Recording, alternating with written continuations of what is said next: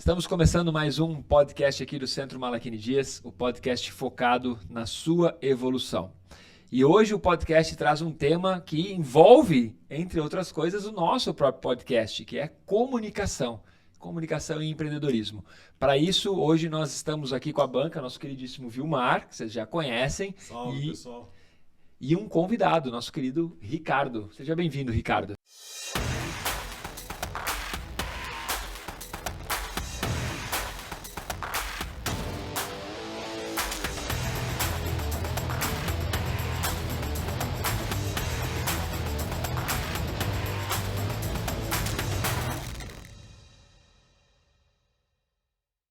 Isso aí, valeu, Malaguini.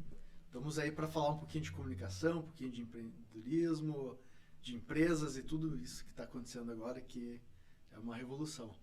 Que ótimo. E o Vilmar, nosso careca brilhante, que trouxe esse nosso ilustre convidado aqui. Então, Vilmes, o que você tem a falar sobre o Ricardo e o porquê que esse cara está aqui para fazer esse bate-papo com a gente? O porquê, eu acredito que ele tenha muitas ideias para trocar conosco, isso é o principal. Mas o Ricardo e eu, nós nos conhecemos há uns 13 anos, por aí, para mais talvez. É um amigo de longa data, nós trabalhamos juntos na área de telecomunicação e depois cada um enveredou para um lado, né? Eu vim para a área de educação, né? Dando aula para pessoas, mentorias e afins. E o Ricardo montou a própria empresa, a MagTab.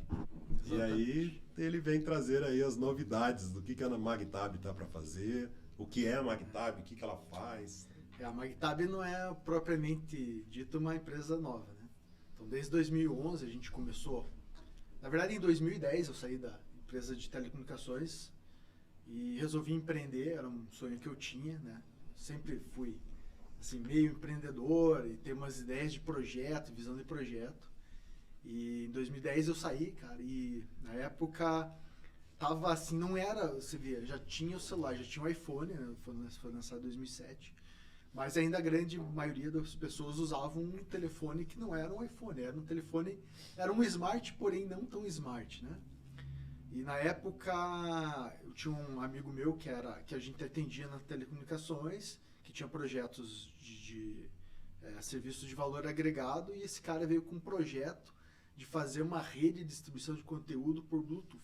Olha só, que avançado. Chamado Let's Free.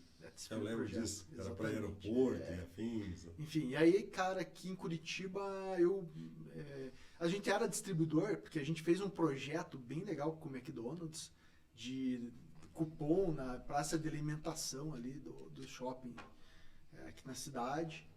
E o cara chegava na praça de alimentação, ele recebia por Bluetooth um cupom de desconto do McDonald's, né? Convidando para ir lá e tal. E para a gente fazer esse projeto funcionar, a gente precisava de um equipamento de transmissão um pouco mais profissional. E a gente acabou descobrindo uma empresa na Califórnia que fazia esse projeto, era uma anteninha. E, cara, a gente foi o primeiro que veio usar no Brasil e por acaso a gente virou o representante desse equipamento aqui.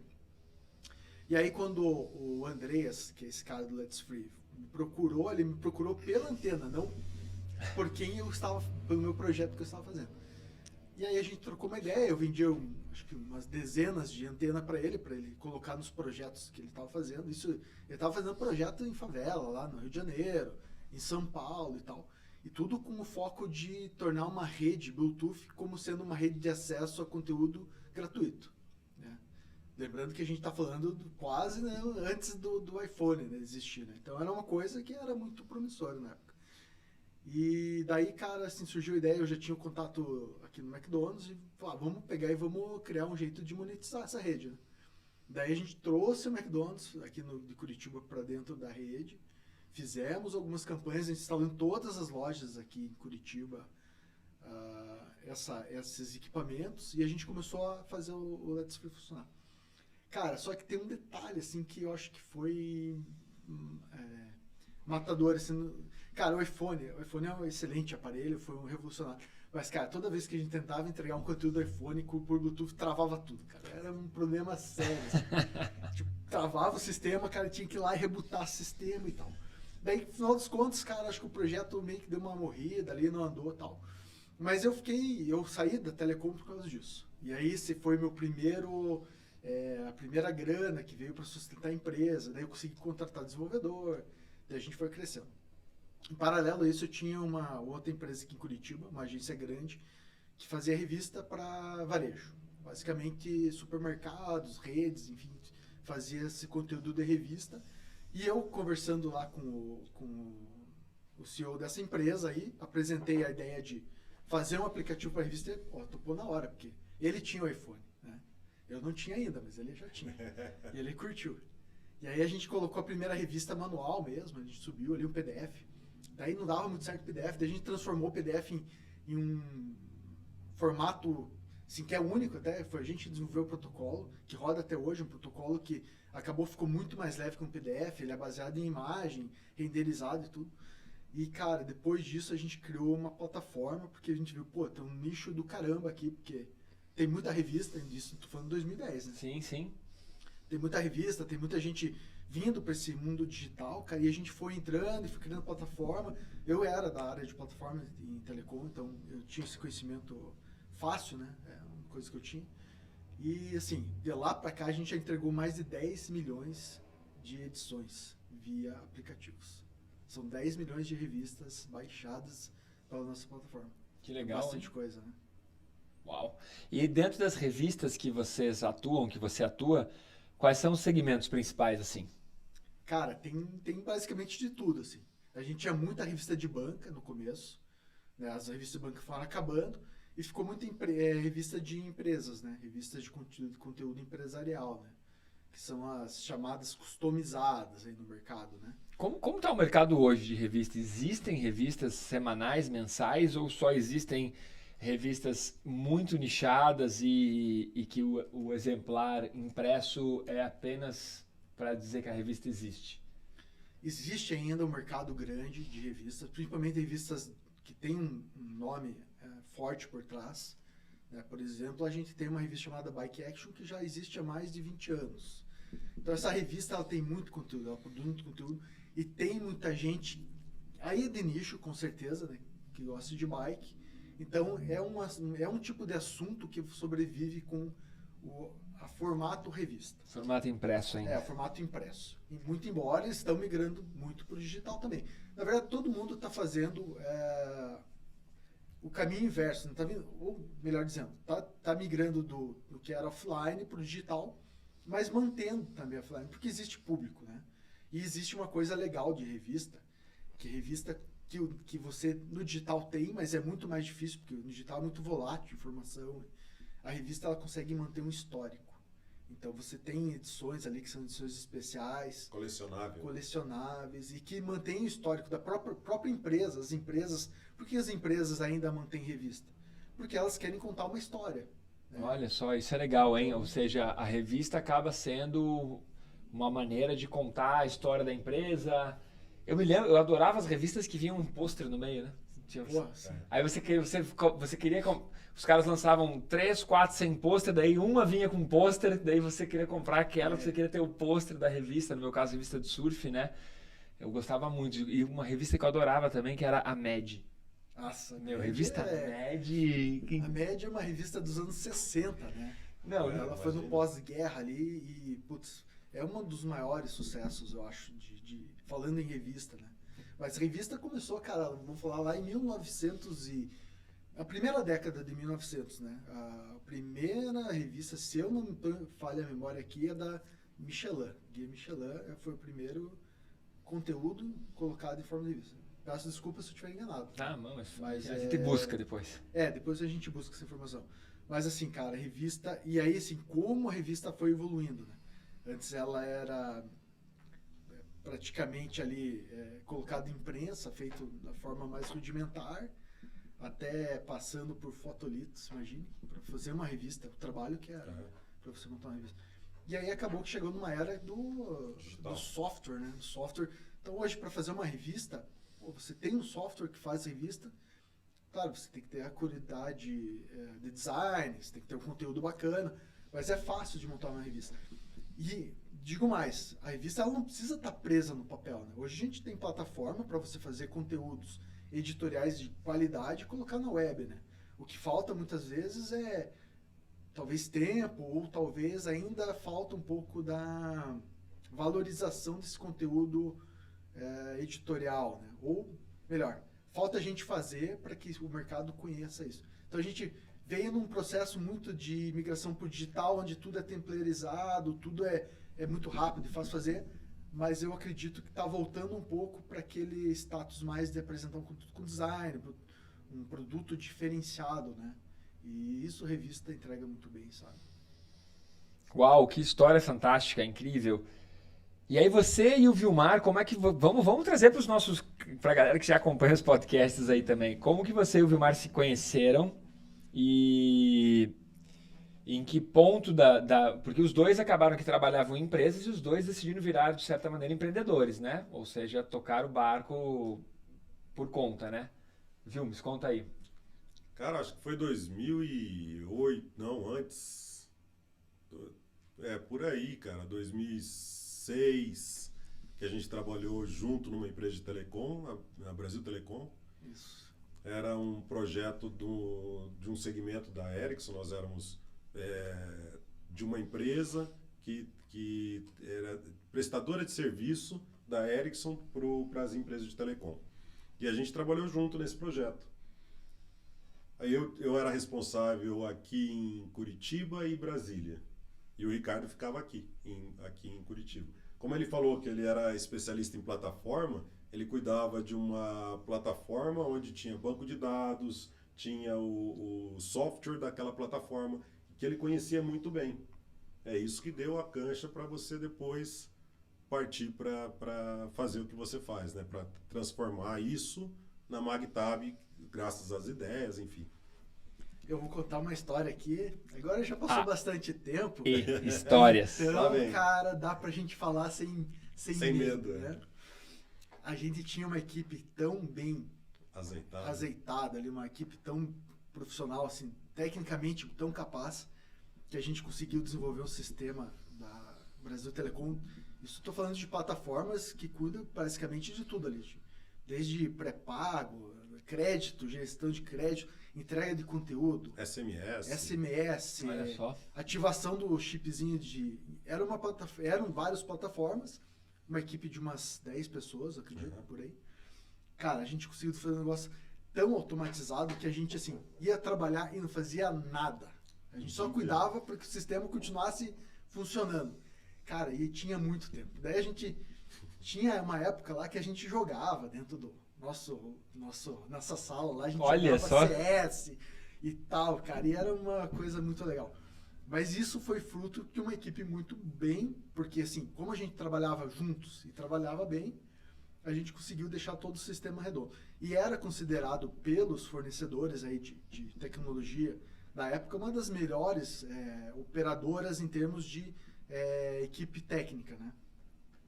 E aí o Vilmar entrou mais ou menos nessa época, onde que a gente já estava com um time bem legal para fazer essa gestão. Então, eu não precisei também fazer muita coisa. Basicamente o Vilmar foi lá pegou o bonde andando. Pegou. Mas assim, foi legal porque, a gente não tinha, né? Era assim, eram várias empresas, o projeto foi assim, eram várias empresas diferentes atuando dentro de uma operadora. O que a operadora precisava? Colocar todo mundo debaixo de uma única empresa para que a gente pudesse trabalhar de forma coordenada, né? Sem interesses de várias empresas, né? Porque imagina assim, eu estava trabalhando ali, beleza, eu não tinha muito o que fazer, porque estava tudo funcionando, a minha empresa poderia, beleza, não tá fazendo nada aqui, vamos trabalhar em outro projeto. E tudo que a operadora não queria. A operadora queria que a gente não fizesse nada e que tudo estivesse funcionando, né? Então foi mais ou menos essa uma das ideias, assim, que o Vilmar, legal que ele formatou essa equipe. E acho que a gente ficou rodando uns 4 anos, né, Vilmar? Nessa pegada aí de plataforma. Até que eu tinha uma escolha, cara. Eu poderia continuar no Telecom. Eu não sei se eu seria coordenador ou seria gerente, mas assim, eu acho que o caminho natural seria evoluir por uma pegada de sair da parte técnica para uma parte mais de gestão, né? E, cara, assim, eu sempre tive um negócio muito forte. Eu voltando de revista, Eu, cara, era colecionador das pequenas empresas, grandes negócios. Olha, era demais. Depois virou até um programa que passava todos os dias de manhã, não tinha isso? Acho que passa ainda. Acho que passa alguma coisa no domingo ainda. Bah. Mas eu era colecionador, cara, e ficava sempre pensando o que eu poderia fazer. E nessas horas vagas aí que a gente tinha ali no trabalho, cara, eu ficava criando empresas imaginárias na minha mente e fazendo PowerPoint daquilo como se fosse, porra, toda empresa tá aqui, é mais ou menos antes de apresentação para investidor, eu já fazia lá, né? Mas na verdade era uma coisa mais pessoal, né? Não apresentava para ninguém, mas aquilo estava latente. E quando surgiu oportunidade, assim, que a gente fala, não, pô, vamos desenvolver alguma coisa, a gente criou um sistema de publicidade via Bluetooth lá que eu falei, e a gente testou, cara, e aquilo começou a dar retorno, o cara falou, agora vou pra lá, vou sair. Daí eu saí, né, tive a oportunidade lá, fui desligado. E aí começou, cara, o desafio de ser empreendedor, numa época que startup ainda não era uma coisa muito conhecida, estava começando a ter startup, o que foi muito bom, porque você pega o mar azul, né, não tem aquele mar vermelho, e muito difícil porque é pouca gente que entende o conceito. E, assim, o que aconteceu na sequência demonstrou que, acho que nem nós, como empreendedores, estávamos maduros, nem quem veio investir na empresa, os primeiros investidores da empresa, entendiam muito bem o que estavam fazendo, sabe? Sim. Essa que é a verdade. Sim. Mas foi legal, assim, eu acho que foi um aprendizado, assim, que hoje me permite ter uma visão muito mais coerente, assim, muito mais sensata do que é uma startup, né? Foge muito desse borbulho que tem, não, vou fazer uma startup. Óbvio que hoje em dia, acho que o pessoal que sai da universidade, da faculdade, é um dos caminhos, né, profissional, né? O cara já sai ali, putz, o que eu vou fazer? Não sei, não tenho emprego, às vezes não tem emprego na área. Pô, vou montar uma empresa, vou tentar, né? Mas, cara, é um trabalho árduo, assim, né? Acho o que você comentou sobre as universidades e faculdades, eu acho que a mentalidade está mudando muito, né? Antes todo o currículo era formar a pessoa para ela trabalhar em algum lugar, né? E algumas dessas pessoas saíam pensando, não, eu não vou trabalhar em algum lugar, eu vou construir uma empresa para as pessoas trabalharem para mim. E hoje já se tem uma mentalidade mais em alta de empreendedorismo, tá super cool, né? Você falar que você é empreendedor, que você né? Então acho que tem essa pegada que você falou, da pessoa sair da faculdade já com aquele sonho grande de que vai ter um negócio próprio e com a ilusão de que com isso vai trabalhar menos, né? Sim. Você colocou algo muito bacana aqui, ó. Que um dos melhores momentos da empresa que você trabalhou foi o momento mágico em que a equipe era boa. E o que eu percebo hoje, imagine, eu tenho uma empresa e já liderei algumas equipes ao longo dos meus 20 anos na área como empresário, como empreendedor. E todas as vezes que eu estava rodeado de pessoas boas, a minha empresa decolava, os meus projetos davam certo, as ideias aconteciam. E toda vez que você, por alguma falha, não digo nem de seleção, porque eu nunca cheguei a usar RH, né? Mas por alguma falha de colocar as pessoas erradas no time, os projetos não andam, as reuniões só geram encrenca. Então, a principal sacada aqui de tudo que você falou foi, cara, se você está rodeado das pessoas certas, não importa qual é a sua ideia, ela vai rodar. Agora, quando a gente coloca as pessoas erradas assim no time, e não é errada porque a pessoa é ruim, é porque ela está no lugar errado. Ou fazendo algo que não gosta. Não é para essa mesma pessoa num outro projeto, numa outra equipe, é decolar. Sim.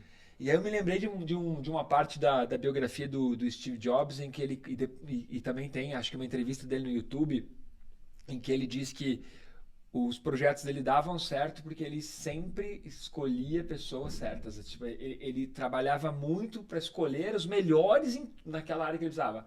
Ele não aceitava trabalhar com alguém que era mediano. E aí é claro que vários projetos dele não deram certo, mas os que deram certo, deram Sim. muito certo. Sim. Não, a equipe daqui era de tal forma azeitada que eu ficava 3 semanas do mês em Brasília, que eu tinha problema, e 1 semana aqui. Então eles mal me viam. Isso não era problema, né? porque tava tudo rodando perfeitamente, né? Exato. Então, assim, cara, o fator equipe é o principal, né? Se tiver que dar uma dica pra galera aí que vai começar a empreender, ou que tá saindo da faculdade e quer montar uma startup, cara, não pega um sócio porque você é amigo dele. Não pega. Porque você vai perder a amizade. Né? Pega um cara que te complementa, né? Se você é bom tecnicamente, pega um cara bom na área de marketing, um cara bom na área comercial. Se você é um cara comercial, putz, cara, pega um cara de tecnologia, você vai precisar. Tecnologia, cara, é o que dá sustentação para as empresas hoje. Por mais que seja uma empresa que não seja tecnologia, mas é o que vai dar sustento a longo prazo. Deixa eu trazer um desafio aqui, então, falando de sociedade. E se não tivesse sócio, não seria melhor? Cara, e depende muito da maturidade, assim. Por exemplo, quando eu comecei, cara, eu não tinha, talvez, a coragem. Eu não tinha a coragem de ser um empreendedor sozinho, né? Por quê, cara? A gente tem uma insegurança, acho que é das próprias pessoas. Tudo é tem novidade, que dividir os problemas, dividir o sucesso. Você quer uma pessoa que esteja contigo ali para você trocar uma ideia. Você precisa ter um apoio. E quando você vai fazer sozinho, cara, toda a responsabilidade é tua, entendeu? Não que não seja, mas eu acho que o fato de você ter essa segurança é um e fator... hoje? Hoje, tudo bem. No meu caso, por exemplo, eu já tenho maturidade para saber que as escolhas que eu faço são minhas responsabilidades. Mas também tem maturidade para saber, se eu tiver errado, né, dentro da área, assim, você também tem maturidade para saber que sozinho a gente não alcança os projetos também, né? A gente precisa, seja uma pessoa que seja um sócio formal, é o sócio majoritário, minoritário, ou assim, a sociedade para fazer aquele projeto acontecer, porque sozinho você tem uma cota de energia que você precisa, que você não consegue ter energia para tudo. Às vezes não é só energia de trabalho, é money. Você também vai precisar de aporte, de grana. O que você falou é muito legal, na hora dos problemas, você também precisa de mais cabeças, né, para resolver o problema. Então eu gosto muito de trazer aqui um conceito muito difundido pelo Napoleon Hill, que é você tem um mastermind, que é, de novo, se a tua equipe está muito boa, você tem várias cabeças para resolver aquele problema. Então, às vezes sozinho, você está com aquele problema, cara, você passa um mês e não resolve o problema. Mas se tem pessoas ali pensantes, né, sócios bons, né, não sócios ruins, aquele problema ele é resolvido mais rapidamente. Então eu sinto que, apesar de concordar com o que você falou de não fazer a sociedade com amigos, porque você vai perder o amigo, eu sinto que isso é por uma imaturidade e por um excesso de otimismo, que a pessoa acha que tudo vai dar certo rápido. Porque se a pessoa tiver uma maturidade, se ela souber que vai dar certo, mas talvez levem 10 anos, ela não perde o amigo. Perde o amigo por quê? Porque acha que as coisas vão acontecer mais rápido. Expectativa, né? Expectativa. Um excesso de otimismo com uma expectativa exacerbada. Isso. Por que eu falo isso? Porque hoje em dia eu vejo que eu já tive vários sócios nas minhas empresas e dos meus empreendimentos. E hoje eu prefiro escolher sócio que seja meu amigo. Porque eu já sei como o cara é. Eu sei, cara, esse cara fala que vai fazer e não faz. Então eu já alinhei minha expectativa com ele. Esse cara aqui eu sei que, é um exemplo que a gente já deu no podcast, eu sei que esse cara aqui ele é ruim de mexer com grana. Então é ótimo ele ser meu sócio, que eu já sei que a grana, a contabilidade não vai ser com ele. Então sim, a probabilidade é que você perca o amigo. Mas em contrapartida, se você tem maturidade e o seu sócio é seu amigo, você já sabe as falhas do cara. Vai muito da maturidade, né? Maturidade. Agora, na grande maioria dos casos, sim, a sociedade termina em que você perde o amigo. Tal como você... Casamento, exato, que é uma sociedade. Então, aí que entra o negócio, né? Se eu teria sócio hoje ou não. Mas exatamente, escolha um sócio que te agregue. Exato, Agora, exato. Quanto mais você conhecer do sócio, mais você saberá escolher o sócio. Né? Não necessariamente é um amigo ou não um amigo, né? Mas não que isso não pode ser requisito, né? Quando eu menciono de não ter um empreendedor, ele não ter sócio, entra naquilo que o Molachini falou, tem que ter bala na agulha, tem que ter grana para aguentar o tranco, o rojão, porque é só contratar uma equipe, você não vai fazer sozinho. E aí você tem que contratar, você tem que ter a responsabilidade de honrar com pagamento todo mês, que não é fácil, né? Ainda mais se é uma startup, você tem que ter um colchão né? Bem forte, né? Não dá Tem que para ter você... lastro. Tem que ter lastro. Tem que ter lastro. Por mais que você vai trabalhar com MVP ou com conceito, cara, não tem. Ou você tem lastro para você sobreviver aí no mínimo 6 meses, mas vou te falar para aí 1 ano, 1 ano e meio. No mínimo, eu acho. MVP, para quem está escutando, é o menor produto viável, é isso? É o menor investimento que você vai fazer para tornar o produto viável para testar. É o produto mínimo que você precisa ter para você apresentar aquilo como uma solução, né? Que às vezes depende muito do projeto que você tem, às vezes algo manual já resolve, entendeu? Mas vai tudo do que você quer resolver, né? Como a Magtab fez a primeira solução. A primeira solução foi um PDF. Exatamente. Resolveu. Super. Resolveu, né? Você tem que testar o mercado, né? Então, por isso que assim, o que não é recomendado? Você colocar dinheiro sem você testar se aquela tua tese de problema, se você vai resolver um problema de verdade, é correta. Porque tem muita gente que desenvolve achando que vai resolver um problema e não existe um problema de verdade, né? Ou às vezes tem um problema e o cara quer a solução completa antes, porque às vezes um problema, uma partezinha da solução já resolveria. Também né? tem E isso. o cara desenvolve um monstrengo e todo mundo só usa uma parte, né? Sim, super. Agora, esse assunto de sócio é legal e é polêmico, né? Porque o que o Vilmar falou tá super certo. Se você tem um grau de... Como é que eu posso dizer assim? Você já realizou várias coisas na vida e você tem muita certeza do teu projeto e você tem como, ou por meio de grana própria ou investidores, mas você ser o único que toma as decisões e você contrata uma equipe... Ok, porque essa equipe vai funcionar como os sócios para aliviar a pressão. Sim. Perfeito. A grande questão é que hoje em dia, por mais que a gente não perceba, a gente sempre tem um sócio, né? Tipo, o governo já é nosso sócio ali. Majoritário, O sócio O majoritário. sócio que não entra com investimento, mas todo mês ele sai dando lucro ou não com a parte dele. Né? O governo é o nosso sócio maior, né? E eu percebo que às vezes as pessoas... elas também batem na trave dos projetos por medo de fazer sociedade. Por medo. Às vezes você tem uma baita ideia, só que você fica com um receio de fazer sociedade e aí não foi para frente o projeto. E ao longo do caminho muda-se os sócios. Assim, a minha primeira empresa, eu comecei com 3 sócios, comprei a parte de um, depois comprei a parte de outro e coloquei outra pessoa na jogada e assim... E aí vai, né? E as coisas foram andando. Mas é porque você é o empreendedor. Você é o cara que está puxando.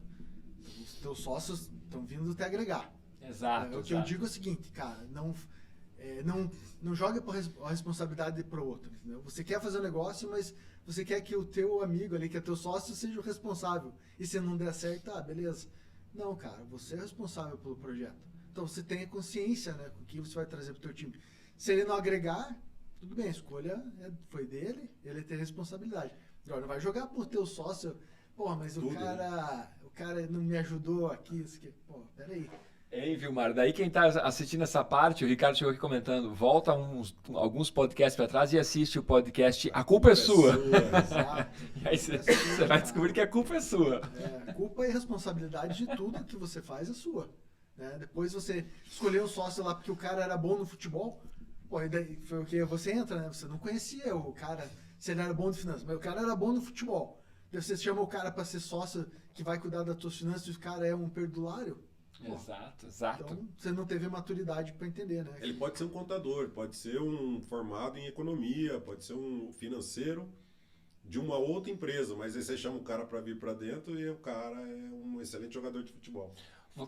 Ricardo, quando estava contando uma parte da história e tudo sobre startups, você disse a seguinte frase, que quando vocês começaram, as startups ainda estavam no início, não está nesse boom, nessa quase moda que está hoje, né? Que todo mundo quer abrir uma startup achando que vai super dar certo, né?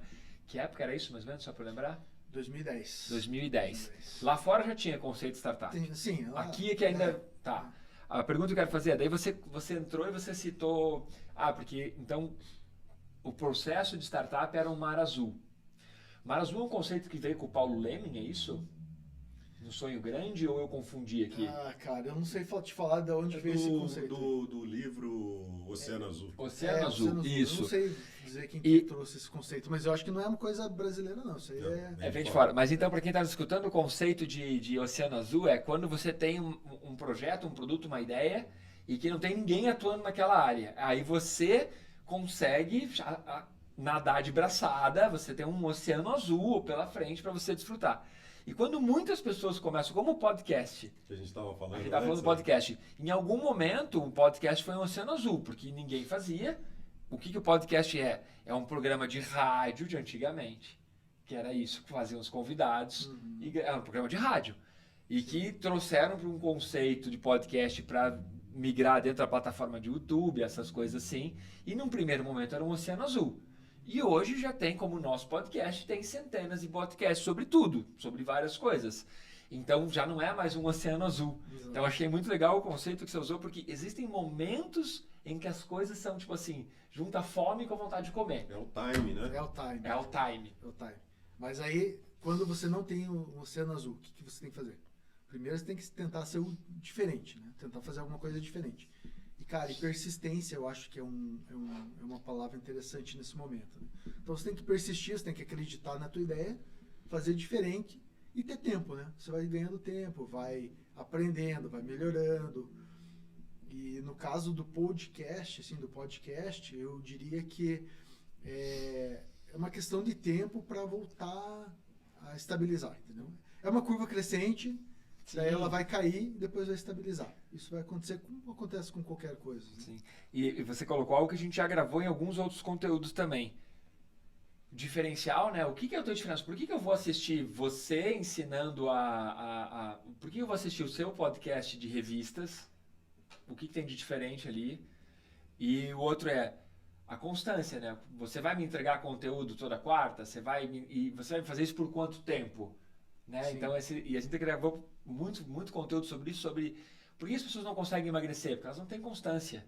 Por que a pessoa não consegue independência financeira? Ela não tem constância de guardar grana. Ou não tem um objetivo, né? Claro. Então, a maioria das coisas que eu percebo a maior falha é constância. Então, eu vejo vários podcasts, assisto e escuto vários podcasts sobre empreendedorismo, sobre maneiras de você sair da caixa, coisas assim, né? Mente empreendedor e coisas assim. E eu percebo assim que várias pessoas dizem, a constância, a obstinação, ela vence do talento, em qualquer caso. E eu penso, não é em qualquer caso. A constância, ela vai vencer do talento desde que o talento seja preguiçoso. Porque se o cara for talentoso e além disso tudo o desgraçado for disciplinado, aí lascou. Aí você tem o cara que é o top, né? O cara que é o diferencial. Exato. Então, assim, ter um diferencial, trabalhar a constância e bons relacionamentos, cara. Total. Não adianta nada você ter tudo isso e você não conseguir se relacionar com as pessoas. Bons relacionamentos, que é uma das coisas que a gente mais ensina nas nossas aulas e cursos. Bons relacionamentos humanos, cara. Quantas portas você não perdeu por imaturidade? Muitas. Quantas portas eu não perdi, que hoje eu vejo meu filho, que vai fazer 19 anos. E às vezes eu vejo ele tomando uma atitude, e aí quando eu vou conversar com ele, não adianta, ele tá refratário. E eu penso, mas eu na idade dele, era pior ainda. Então tem coisas que é uma pena, que alguns ditados populares, eles continuam perpetuando, que é tipo... o cara tem que errar para ele aprender. E a maturidade vem com o tempo. Pô, podia vir antes, né? Tem a questão da pegada, né? O cara, o pai ou um mentor, alguém na empresa, ele fala assim, cara, não pisa aqui que você vai afundar, aqui é um lamaçal. Tá aqui, eu já deixei a trilha, é só você seguir. Não, eu sou mais inteligente e eu vou por aqui porque eu vou encurtar caminho.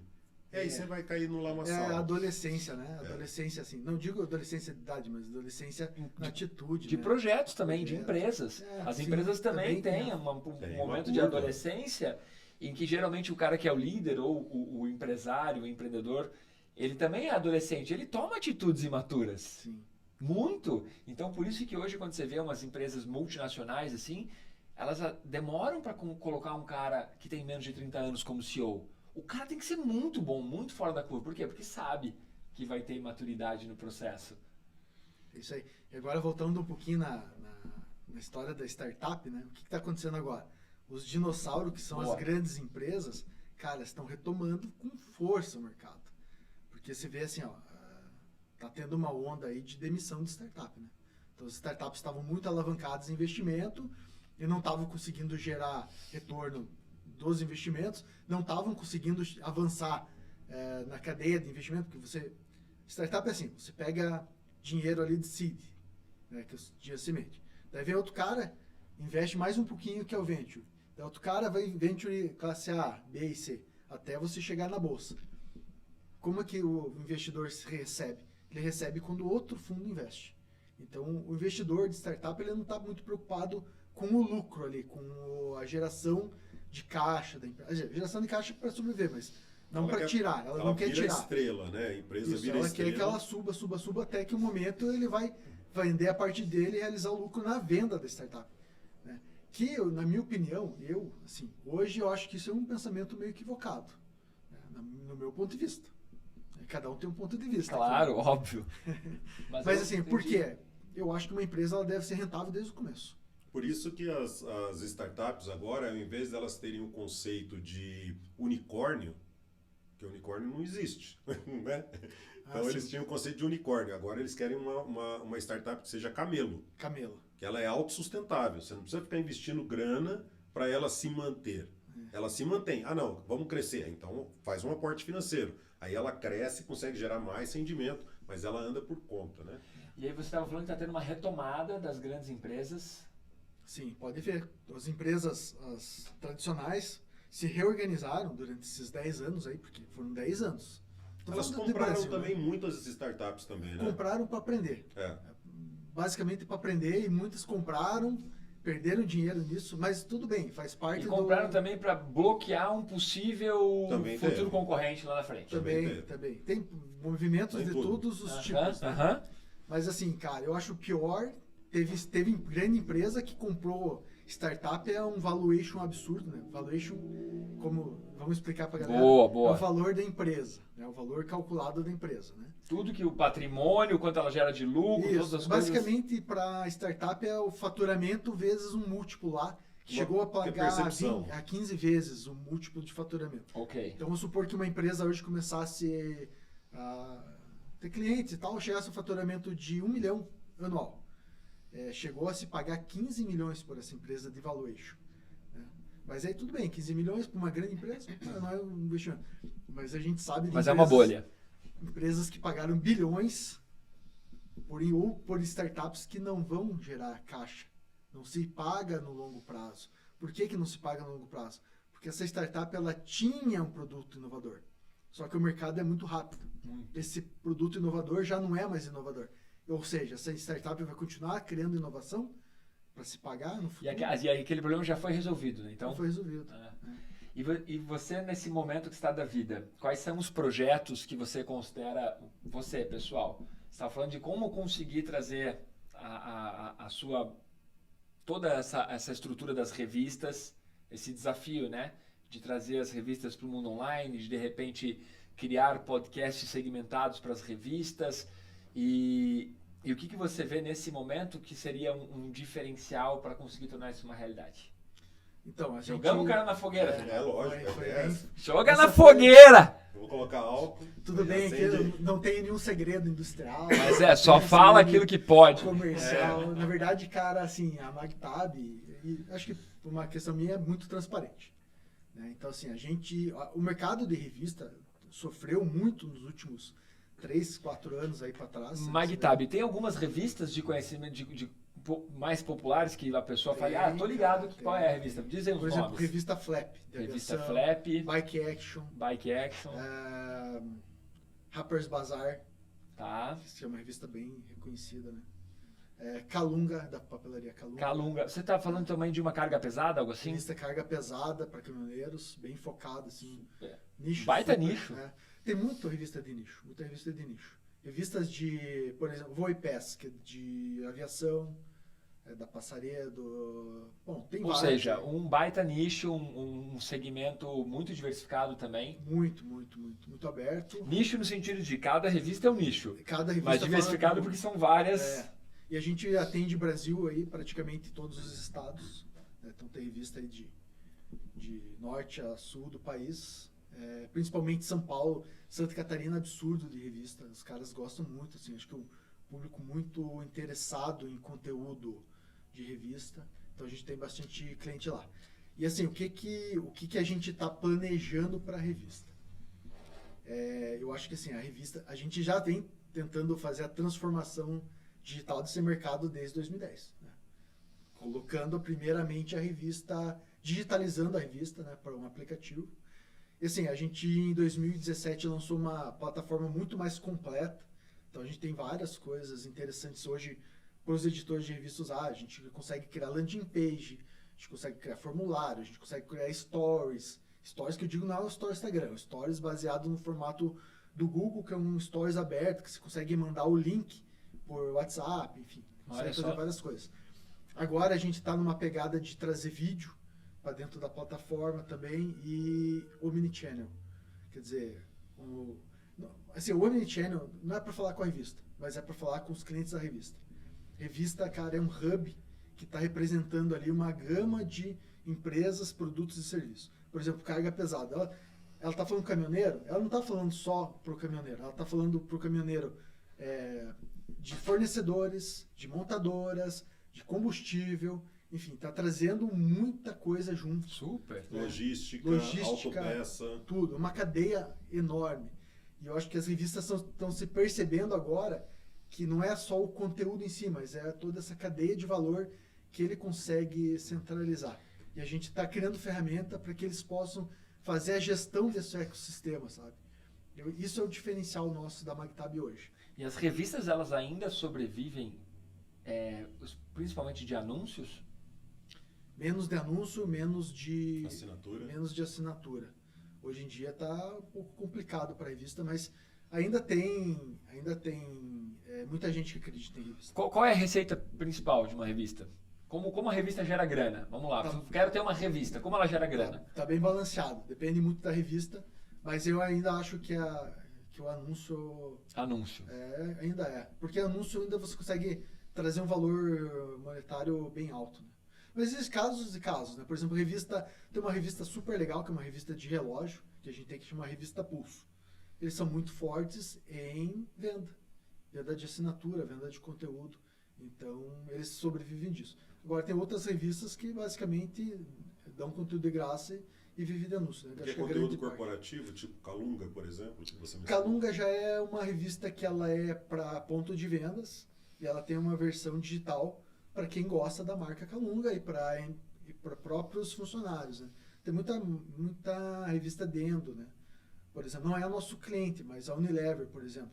A Unilever eu sei de um caso que é o seguinte, eles tentaram digitalizar a revista, mas o digitalizar, assim, talvez eles exageraram um pouco na dose, porque eles foram para muito site, entendeu? Eles saíram do formato ali que é o PDF, que vai para impressão, e foram muito para site.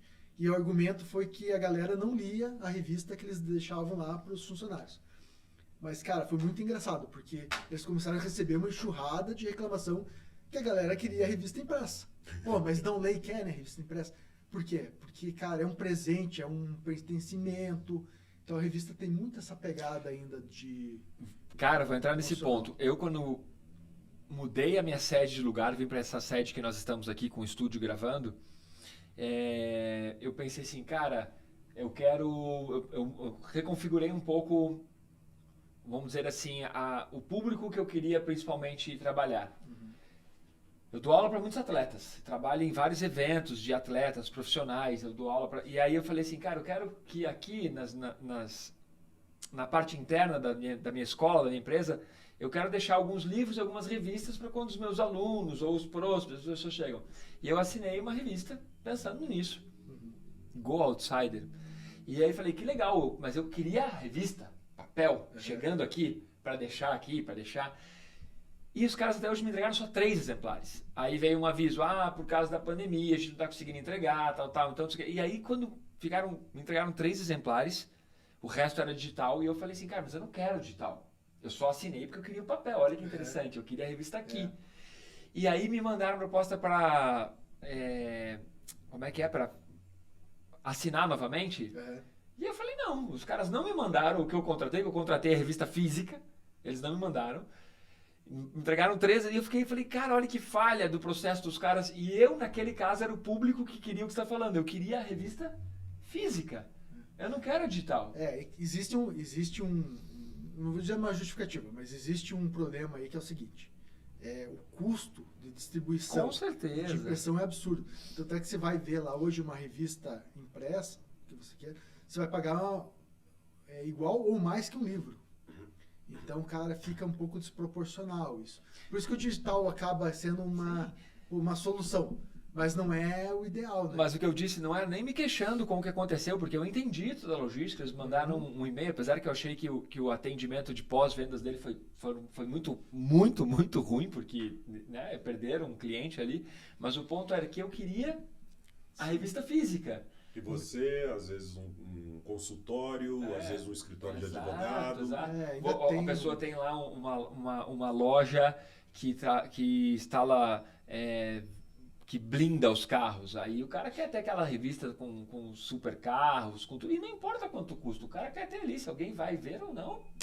Sim. Então ela também tem essa questão de agregar um pouco de valor e de dizer para a pessoa, olha, esse é um ambiente desse segmento, né? Mas, cara, assim, existe uma solução para isso. Principalmente, assim, vamos falar de médias empresas que a gente, sei lá, que precisam ter uma força de comunicação. É o cara fazer a própria revista, entendeu? Sim. Não é um custo absurdo você fazer uma revista. Quando você está patrocinando o projeto, você vai criar uma revista, você vai contratar um profissional. Claro, vai fazer um negócio com qualidade. Ninguém quer ver um negócio mal feito ali. Uma revista de colégio, né? Um negócio bem feito. Né? Você tem que ter uma estrutura. Então contrata uma agência de conteúdo para desenvolver isso e imprime 200, 300 exemplares, cara. Essa revista ela não precisa ser uma revista com periodicidade. Você faz uma revista num ano, de repente num outro ano você faz 2, tem uma folga melhor. Se tem algum assunto novo, você faz. Então, você consegue trabalhar esse conteúdo de revista de outros formatos, né? E assim, produzir conteúdo dá retorno. Sabe? Dá retorno de marca, dá retorno de autoridade. Então, assim, você pode produzir o conteúdo que vai numa revista e utilizar ele em rede social. Você pode reciclar o teu conteúdo, sabe? Super. Então, assim, o que precisa é ter uma estratégia de conteúdo e maturidade para fazer isso. E, se você for possível, uma plataforma que faça gestão também desse conteúdo. E aí, tudo aqui fechando pro meu lado aqui, né? Porque... Já tá querendo vender o peixe aqui, ó. Isso aí. Não, é que sim, a Magtab, ela se especializou em fazer gestão integrada de comunicação. Então, a gente começou com revista. Agora a gente tem uma plataforma de landing page, uma plataforma de stories, mas além disso a gente tem gestão de contatos, de stakeholder, a gente tem disparo de notificação de e-mail, logo a gente vai ter uma conexão omnichannel para atender de maneira mais eficiente, né, Super. as empresas, e a gente está descolando um pouquinho aqui, a gente vai manter o Play Revistas como sendo nossa plataforma de revista, um hub de conteúdo de revista que vai evoluir para um podcast, né, para um programa, para uma plataforma de conteúdo audiovisual, junto com a questão da revista em si. E a gente está fazendo a outra parte, a gente está indo para o lado empresarial, que tem muita demanda de comunicação, principalmente de fazer gestão da comunicação de uma forma eficiente. Porque as empresas até fazem comunicação, mas é um trabalho que exige muito esforço e se perde muito no meio do caminho, você tem que ter trabalho, você tem problema de comunicação com 4, 5 frentes dentro de uma empresa que se contradizem. Então, precisa ter uma gestão centralizada disso. Uma contradição típica de uma empresa grande é a empresa contrata, sei lá, um determinado... vamos pensar aqui e fazer um determinado projeto. E ninguém mais na empresa sabe que aquele grupo está tocando aquele projeto. E terceiriza, contrata alguém para fazer outra coisa similar. É a mesma coisa na outra ponta. Isso aí é porque falta gestão. Porque a galera dentro da empresa não está se entendendo. Sim. O que precisaria? O que uma grande empresa... E aí existe, por exemplo, o BASF, assim, que eu sei que é um caso muito bom. Tem outras empresas, enfim. Mas, assim, colocar a comunicação como um pilar estratégico. Tem muito... marketing, vendas é um pilar estratégico. Gestão, RH, um pilar estratégico. Mas comunicação não é. E a comunicação que faz que faz isso Todo mundo tudo funcionar conversa. junto, entendeu? E aí, quando as empresas começam a perceber isso e começam a perceber que a comunicação vai trazer, vai unificar a empresa, isso vai multiplicar o valor de mercado dela, vai dar um retorno financeiro, né? Aí começa a justificar o investimento. Você falou uma coisa algumas vezes, você falou um termo algumas vezes, para mim tá claro, eu entendo a necessidade, eu sei do que se trata o conceito, e está muito em alta ultimamente, apesar de ser um conceito já não tão novo, deve ter pelo menos uns mais de, sei lá, uns 15 anos talvez, que é o tal do Omnichannel. Explica um pouco para a galera o que é o Omnichannel e como que você pensa que as empresas precisariam transformar isso numa realidade, que não é fácil. Né? Tá. Eu acho que a melhor resposta para o que é o Omnichannel é dizer o que não é o Omnichannel. Perfeito. Tá? O Omnichannel não é multicanal. Né? Então a galera lá, tem muita gente que já atende telefone, que já responde WhatsApp, já tem uma plataforma de e-mail, mas isso é multicanal, quer dizer, fala vários canais com os clientes, enfim, fornecedores. Só que o Omnichannel, a priori, o que é o Omnichannel? É colocar o usuário no centro do processo. Então você vai estar orientado à história daquele cliente. Você para de tratar o cliente como alguém na ponta e traz ele para dentro. Né? O cliente que eu digo é o stakeholder, né? Traz ele para dentro e coloca ele no centro. Então você vai manter conversa. Existe uma empresa aqui em Curitiba, que é a Nextcore, que está colocando esse conceito assim, que é usuário, conversas conectadas. E eu acho que tem tudo a ver, eles são muito fortes no Omnichannel, e eles estão trazendo essa bandeira, criaram esse slogan. E, cara, é isso, o Omnichannel é colocar o usuário no meio do processo e tratar ele como a principal ativo da empresa. Então, um exemplo típico disso são as empresas de telecom, da onde a gente veio. Quando você precisa falar com a empresa, ela pede para você o seu CPF ou um código de identificação qualquer que é único. Aí você fala com a pessoa, beleza. Aí ele te transfere. Aí a outra pessoa pede a mesma coisa, mas você já digitou. E aí você já tinha feito uma reclamação no site e a pessoa não sabe, não tem o histórico. E lá dentro, a hora que você quer saber o status daquilo, já se perdeu, esquece. Você nunca vai ter a sua solução. Porque o cliente não é importante. Exatamente. Quando você coloca o cliente no centro, você tem uma revolução dentro da empresa. Né? E aí volta naquela história. Tudo é meio conectado que a gente está falando aqui. Volta na história por que os dinossauros estão começando a ganhar mercado de novo. Porque eles entenderam isso. Então as empresas tradicionais começaram a colocar o seu cliente como a principal estratégia da empresa. Né? Falar com o cliente como no centro do processo. E tem tudo a ver com comunicação, né? Então o Omnichannel, ele acaba sendo vamos dizer assim, a tecnologia ou o processo ali de você manter o teu cliente, a história do teu cliente. Entendeu? Quando você vai falar, o Vilmar, já sei que é o Vilmar. Omnichannel. Omnichannel. Cara, acabei de ter um insight aqui sobre isso. Vamos contribuir. Percebe-se que não é uma falha das empresas, mas é uma falha interna nossa, das famílias. Então, vou dar um exemplo. A maior parte das pessoas faz o quê? Trabalha, gera uma renda, gera um ativo para manter a família. Uhum. Mas não presta atenção na família. Não presta atenção em como é que está dentro de casa, como é que está o filho, a filha, a namorada ou qualquer coisa que seja, o tipo de família constituída. Mas sai trabalhar para gerar os recursos, mas quando volta com os recursos não presta atenção em qual é a real demanda da família. Que a real demanda é a atenção, é um carinho, é saber qual é a dificuldade. E aí, claro, o cara replica isso no macro, ele replica isso na empresa. Ele está preocupado em vender e bater a meta, mas ele não está preocupado em se ele vendeu o que o cara realmente precisava. Uhum. E se aquilo vai fazer... Entende? Ou viajei muito aqui. Não, é isso. Não, o que você falou faz sentido. É colocar o que é importante no centro. Né? Exato. Parar de jogar para fora e você... É que assim...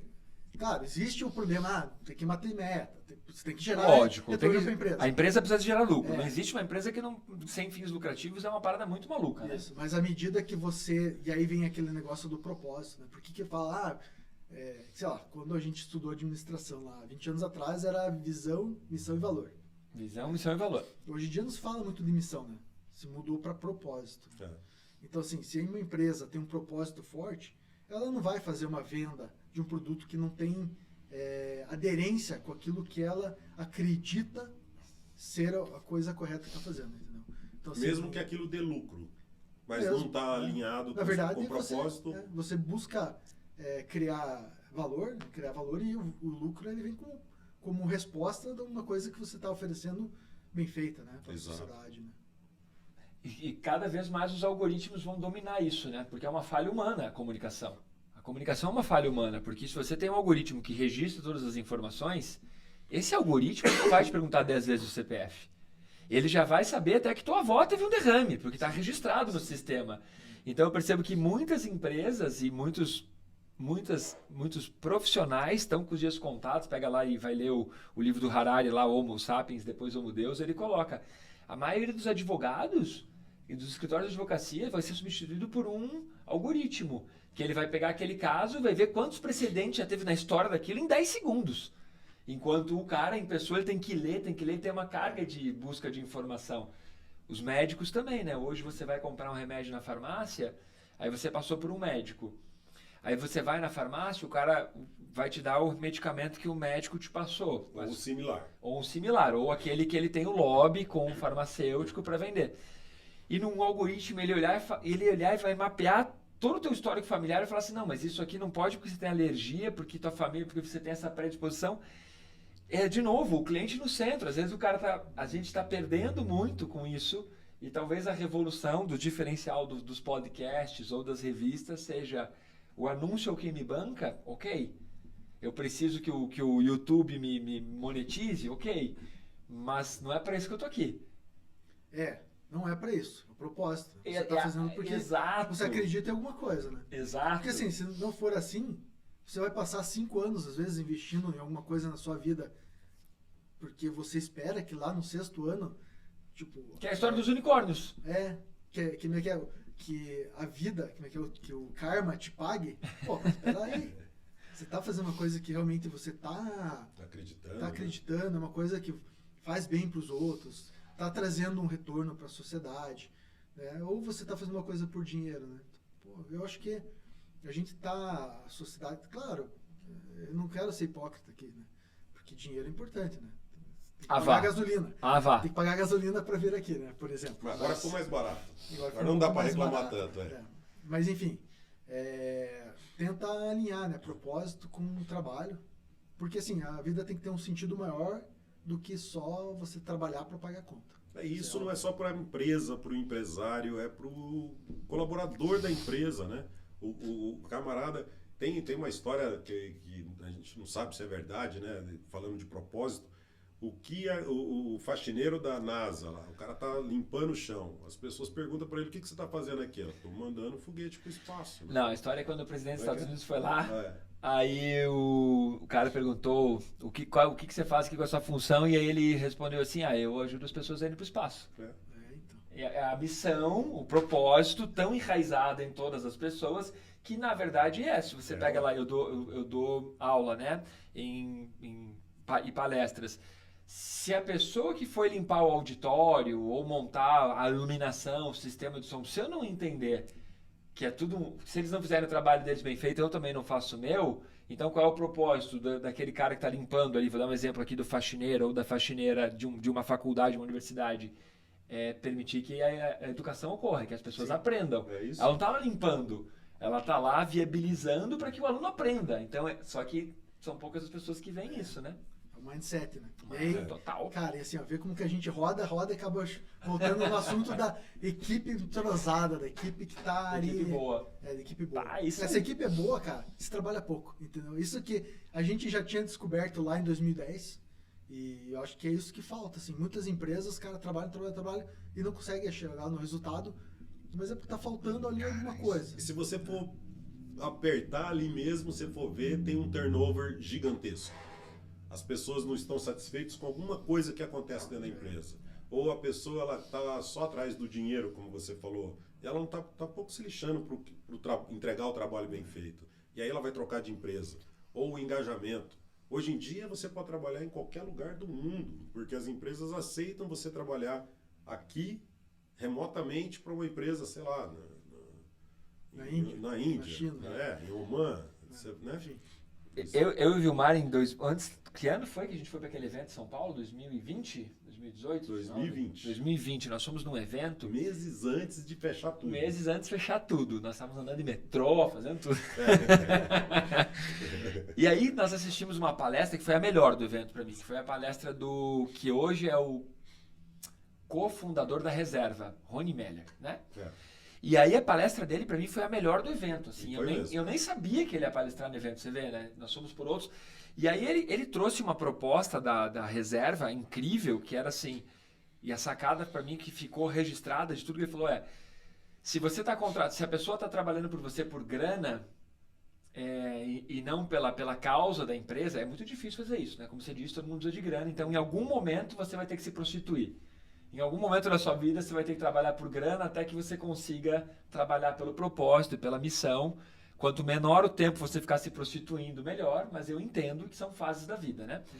Mas a sacada para mim que ficou e que eu até usei num treinamento de equipe se a pessoa está com você pela grana, se exclusivamente é pela grana, o que você tem que entender? Que sempre tem alguém que pode pagar mais que você. Então, quando a pessoa tiver uma proposta para ganhar mais, ela vai embora. E tá, tudo bem, justo. Não é justo, me desculpa, justo aqui, ó. Por quê? Porque todo o tempo que você dedicou para essa pessoa, todo o treinamento que você passou com ela, todas as reuniões, todas as reclamações que ela trouxe que você aceitou, as mudanças que você fez na empresa por causa dela, a rotina, os POs, tudo que você foi ajustando, e aí a pessoa pega e vai embora? Aqui, ó. Então é uma falha quando a pessoa tá com você pela grana. Porque sempre tem alguém que pode pagar mais. A gente vê isso acontecer nos times de futebol. O cara cara, tá lá pela grana, cara. Se o outro time vai pagar o dobro, esqueça, cara. Ele vai mudar de time. São raros os jogadores que ficam pela camisa. Então, quando você tem um desses na sua equipe, o cara tem uma proposta melhor, chega e te fala, olha, eu recebi uma proposta melhor. Se você puder melhorar o quanto eu ganho, ótimo, mas eu vou ficar com você. Mas por quê? Porque o cara comprou a ideia do projeto, seja do propósito, seja da causa social que ele defende ou do que ele acredita. E aí você tem um cara que acredita na sua causa e melhor ainda se ele for muito bom naquilo, né? Porque não adianta também o cara acreditar na tua causa e não ser bom, não adianta, né? Mas você vê que jogador de futebol é uma espécie de commodity, né? Tem os jogadores de ponta, primeira linha, depois e aí cada um tem o seu valor. E tem o caso típico disso que você está falando, que é o Neymar. Quanto que ele desvalorizou? Antes ele tinha quase 4 dígitos a valorização do passe dele e caiu para 2 dígitos. Alguém teve que pagar a conta, né? Alguém, por quê? Ele não está entregando aquilo que ele entregava antes, que ele valia, que o pessoal enxergava como valor, né? Mas conta Aí é uma briga de foice aqui, né? Falar de futebol. Eu não vou falar de futebol. Tem gente que vai dizer que o Neymar vale muito mais do que diz, e tem gente que vai dizer que não. Não, mas isso aí é a percepção do mercado. Isso, né? Aí é o ponto que toda a mídia faz com que um cara que vale os 4 dígitos pare de valer. E um cara que não vale nada passe a valer. Porque a mídia, ela faz e desfaz. A mídia é forte. Comunicação aí, ó. Comunicação. Se você souber comunicar bem... Comunicação, ela é uma arma. Ela é uma arma que o pessoal não entende muito bem o que é o poder da comunicação. Mas é um absurdo. A comunicação... Cara, a comunicação pode mudar tudo. Muda o mundo. Muda. É comunicação. Desculpa, tem o Papa da propaganda. Eu não vou me lembrar o sobrenome dele. Ele é um cara, um austríaco, primo Ai, caramba. Natália, conta a história que vem a lembrança. Vou lembrar. Mas ele é primo de um psicanalista, Freud. Ele é primo de Freud. Tá. E aí, quando Freud lança as teorias dele, né, que as pessoas elas são movidas pelas suas próprias necessidades, aquela coisa egocêntrica, a pessoa pensa sempre nela, tal. Esse cara viu uma oportunidade e foi para os Estados Unidos e foi o papa da propaganda para os Estados Unidos, em todos os sentidos. Ficou multimilionário com isso. Imagina, eu estou falando de antes da quebra da Bolsa, né? Antes de 1920, 1918, por aí, que ele foi para os Estados Unidos e fez fortuna. Com 23 anos, o cara ele era assessor de presidente nos Estados Unidos. E ele fez, por exemplo, com que as mulheres pudessem fumar, porque era proibido as mulheres fumarem em público. E o marketing olhava para ele, e os clientes dele, né, que era da indústria tabagista. Cara, eu tenho metade do meu público que não fuma, que é proibido. Eu quero aumentar isso. Como é que eu faço? Melhor, né? O cara deve ter chegado e falado assim, cara, eu vou dobrar o público de vocês. Duvido. Essa campanha, não me lembro o nome dele, mas a campanha de fazer as mulheres fumarem veio com a Luke Strike.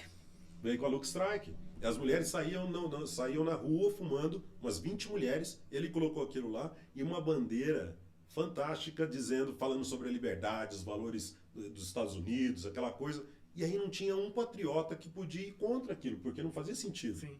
E aí veio todo o glamour de cigarro que nós conhecemos. Né? Então, cara, a comunicação, quando ela é muito boa pro bem ou pro mal, né? Na verdade, assim... Goebbels se apoiou nas ideias dele pro nazismo. Terrível. Agora, a parte mais louca disso, dessa história da Luke Strike, que foram, se eu não me engano, foram 3 anos de campanha indireta, ou seja, como é que nós podemos dizer, subliminar, assim, em que eles foram tornando fumar para as mulheres não só uma conquista de direito, mas algo da moda. Porque é isso, é o desejo. Então, e assim, era muito interessante porque a Luke Strike, na época, a embalagem era verde. E verde não era uma cor da moda. Então, as mulheres não iam segurar uma carteira de cigarro que não estava na cor da moda. Então, eles começaram a comprar revistas de moda para começar a colocar adereços, um cinto verde, um sapato verde, um negócio verde, foram fazendo isso para manter o verde. Foram fazendo isso por alguns anos, se eu não me engano, foram 3 anos, para daí ter a primeira imagem de uma mulher fumando ou que era moda. E cara, olha, isso não é de graça que eles mantiveram verde, porque só o Luke Strike era verde. Se exato. eles tivessem mudado a embalagem, aí, por exemplo, colocado a embalagem qualquer outra branca, marca, eles iam fazer propaganda pro concorrente. Exato. Então, o legal não era fumar o Luke Strike. Então, você vê o poder da comunicação, poder de marketing, né? Poder e a inteligência do cara, né? Para fazer isso, né? E esse é um cara pioneiro, né? Total. É absurdo, né? Agora, essa tudo que nós falamos aqui, que pô, foi muito legal, vamos caminhando pro final aí. Queremos saber o seguinte: quando é que o tal do Ricardo aí, nosso queridíssimo convidado e amigo, vai começar a treinar meditação? Pois olha, eu comecei natação esse ano, já é uma evolução, hein? Natação é incrível. Natação, cara. Natação e tá fazendo super bem, assim. Tô melhorando a minha respiração. Tem a ver, né? Com meditação. Tudo a ver. Mas tem algumas coisinhas que eu quero fazer, sabe? Sim, algumas super. coisas aí que... Sim, cara, eu não vou ser um mestre de yoga, né? Não vai ser um mestre Jedi. Jedi, né? Mas enfim, cara, tem muita coisa assim pra fazer. Sim. Eu acho que principalmente melhora muito a concentração, né? Claro. Melhora a entrega, né? Você tem mais energia, né? Por que eu perguntei isso? Você que está assistindo, escutando aí, lembra, dá o likezinho, assina o canal, compartilha, porque o Ricardo veio por convite do Vilmar, e o Vilmar é especialista em ensinar técnicas de aprimoramento pessoal, meditação, concentração. Então, agora que ele participou do nosso podcast, o Vilmar falou que vai dar 1 mês de aula de presente para ele. Isso aí. Opa, Já ganhou. Para começar, ó. eu tô na vantagem. 1 mês de aula de presente aqui, eu assino embaixo ainda, hein? Bom, é isso. Vamos caminhando para o final. Ricardo, último recado, última coisa que você queira deixar aí de mensagem para a galera do podcast. Como foi gravar o podcast? Ele chegou aqui, vou contar, hein? Chegou e falou, cara, eu falei, você quer um café, alguma coisa? Ele, não. Daqui a pouco eu vou querer ir no banheiro. Eu falei assim, tá nervoso, né? E eu me lembro a primeira vez que eu fui num programa também, coisa assim, enquanto a gente fica nervoso. Como foi a experiência? Super tranquilo, adorei. Uma coisa diferente mesmo pra mim. Eu sou um cara de bastidor. Então, assim, minhas redes sociais não são ativas, tô meio bloqueado e tal.